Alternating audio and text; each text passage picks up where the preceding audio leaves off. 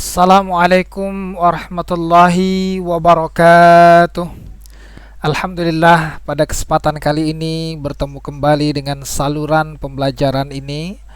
Pada kesempatan kali ini, saluran pembelajaran ini akan membahas tentang materi pendidikan agama Islam kelas 12, yaitu berpikir kritis dan berdemokrasi, sesuai dengan surah Ali Imran ayat 190 sampai 191. Nah, ini merupakan bagian yang pertama dari pembahasan kita. Baiklah para siswa sekalian, pada kesempatan kali ini kita akan mempelajari tentang arti kata dan tajwid, kemudian isi kandungannya, asbabun nuzulnya, dan apa hakikat dari berpikir kritis itu sendiri. Dan Ananda bisa melakukan aktivitas nantinya berupa menghafal ayat yang telah kita pelajari. Baiklah para siswa, surah Ali Imran ayat 190 sampai 191 merupakan ayat yang berisi pesan mulia tentang berpikir kritis atau tafakkur. Nah, pada kesempatan kali ini mari sama-sama kita baca ayat ini. Ananda sekalian silakan perhatikan cara membacanya. Inna fi khalqis samawati wal ardi wa ikhtilafil laili wan nahari la ayatin li ulil albab alladzina yadhkuruna Allaha qiyaman wa qu'udan wa 'ala junubihim wa yatafakkaruna fi khalqis samawati wal ard Rabbana ma khalaqta hadza batila subhanaka faqina 'adzaban nar. Nah, para siswa, setelah kita baca surah Ali Imran ayat 190 sampai 191 ini, mari kita identifikasi tajwid yang ada pada surat ayat ini. Yang pertama adalah lafaz inna fi. Inna fi, Anda perhatikan, ini ada nun syiddah atau nun yang ada tasydidnya. Ini hukumnya adalah gunnah. Inna fi. Nah, kemudian yang kedua wan nahari. Nah, ini sama nun syiddah ya, nun tasydid, ini juga dibaca gunnah. Wan nahari. Kemudian la ayatil li ulil albab. Tanwin ya bertemu dengan lam ya, tanwin bertemu dengan lam. La ayatil li ulil albab, maka hukumnya adalah idgham bila gunnah, tidak ada dengung di situ. Kemudian li ulil albab. Nah, ini ba dibaca mati, ini hukumnya adalah qalqalah. Nah, kemudian yang keempat qiyaman wa qu'udan wa 'ala. Nah, ini ada tanwin ya, tanwin fathah ya atau fathatain bertemu dengan waw. Ini ya, tanwin bertemu dengan waw, ini hukumnya adalah idgham bi gunnah. Kemudian ini juga ada tanwin bertemu dengan waw. Qiyaman wa qu'udan wa 'ala. Nah, ini adalah hukum idgham bi gunnah. Oke, para siswa, inilah identifikasi contoh ya, contoh tajwid dari surah Al Imran ayat 190 sampai 191. Ya, kemudian kita akan melanjutkan mengartikan kata per kata dari surah Al Imran ayat 190 sampai 191 ini. Yang pertama, inna fi khalqi. Inna fi khalqi, yang sebenarnya di penciptaan.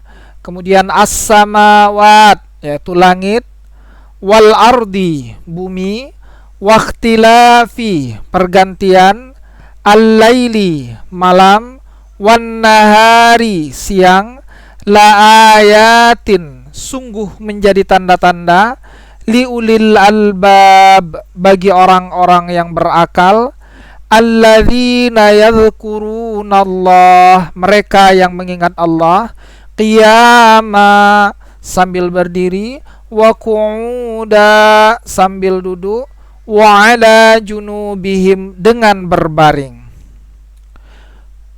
wa yatafakkaruna, dan mereka memikirkan, Rabbana, ya Tuhan kami, ma khalaqta hadza, tidaklah engkau menciptakan ini, batila, dengan sia-sia. Subhanaka, maha suci engkau, faqina, peliharalah kami, azabannar, siksa neraka. Nah, inilah arti kata-kata dari surah Ali Imran ayat 190 sampai 191. Kemudian mari kita terjemahkan surah Ali Imran ayat 190 sampai 91. Artinya, sesungguhnya pada penciptaan langit dan bumi dan pergantian malam dan siang terdapat tanda-tanda kebesaran Allah bagi orang yang berakal, yaitu orang-orang yang mengingat Allah sambil berdiri, duduk, atau dalam keadaan berbaring, dan mereka memikirkan tentang penciptaan langit dan bumi seraya berkata, ya Tuhan kami, tidaklah engkau menciptakan semua ini sia-sia. Maha suci engkau, lindungilah kami dari azab neraka. Nah, mari sama-sama selanjutnya kita pahami asbabun nuzul atau sebab turunnya surah Ali Imran ayat 190 sampai 191. Al-Kisah dari Aisyah radhiyallahu an, Rasulullah sallallahu alaihi wasallam bersabda, wahai Aisyah, apakah engkau mengizinkan kanda pada malam ini untuk beribadah kepada Allah Subhanahu wa taala sepenuhnya? Jawab Aisyah radhiyallahu an, wahai Rasulullah, sesungguhnya saya menyenangi apa yang engkau senangi, menyukai apa yang engkau sukai. Saya izinkan engkau melakukannya. Kemudian Nabi mengambil qirbah atau tempat air yang terbuat dari kulit domba yang terletak di dalam rumah. Lalu beliau berwudu. Selanjutnya beliau mengerjakan salat. Di waktu salat beliau menangis sampai-sampai air matanya membasahi kainnya karena merenungkan ayat Al-Quran yang dibacanya. Setelah salat beliau duduk memuji-muji Allah dan kembali menangis tersedu-sedu. Kemudian beliau mengangkat kedua belah tangannya berdoa dan menangis lagi, dan air matanya membasahi tanah.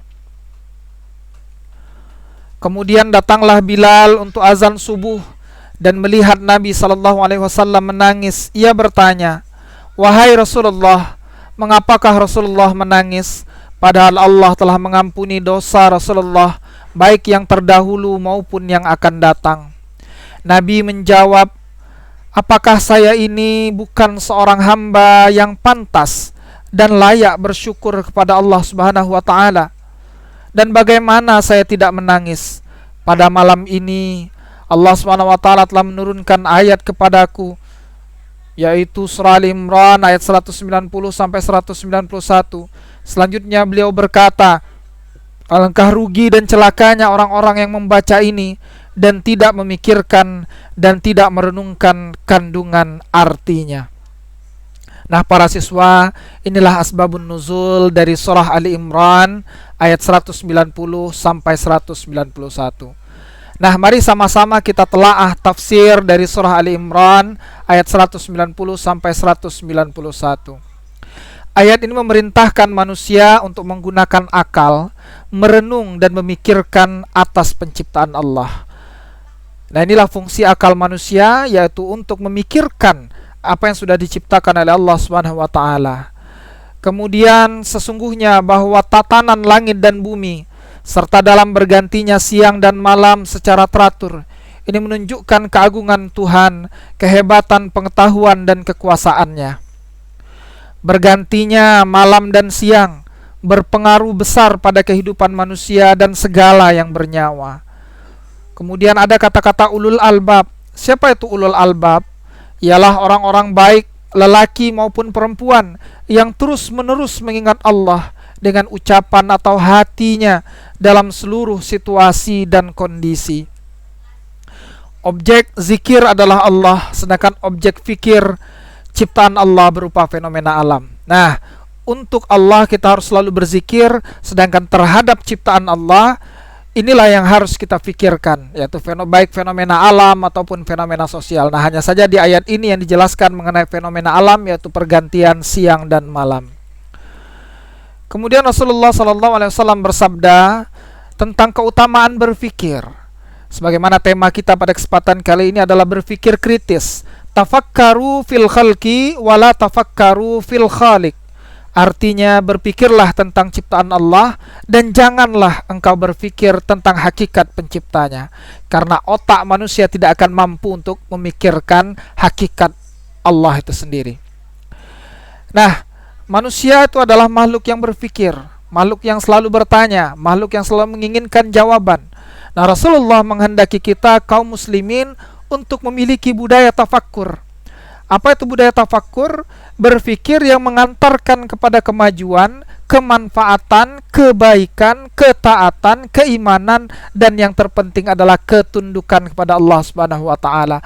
Karena banyak juga manusia yang sesat dari pikiran yang ia lakukan, maka kita harus mengembangkan budaya tafakkur, yaitu berpikir yang mengantarkan kepada ketundukan kita kepada Allah Subhanahu wa taala. Nah, para siswa sekalian, ini sudah kita bahas tadi. Kita sudah bacakan surah Al-Imran ayat 190 sampai 191. Silakan Ananda berlatih membaca ayat ini. Kemudian tadi sudah diberikan contoh bagaimana mengidentifikasi hukum tajwid yang ada di dalamnya. Ananda silakan identifikasi keseluruhan dari ayat tersebut, hukum bacaan tajwid yang ada di dalamnya. Kemudian berlatihlah untuk menerjemahkan ayat ini secara utuh. Kemudian untuk memahami tafsirnya lebih lanjut, silakan Ananda cari tafsir dari kitab tafsir seperti tafsir Al-Maraghi, tafsir Jalalain, atau kitab tafsir lainnya. Dan yang terpenting yang kelima, Ananda berlatihlah untuk menghafalkan surah Ali Imran ayat 190 sampai 191.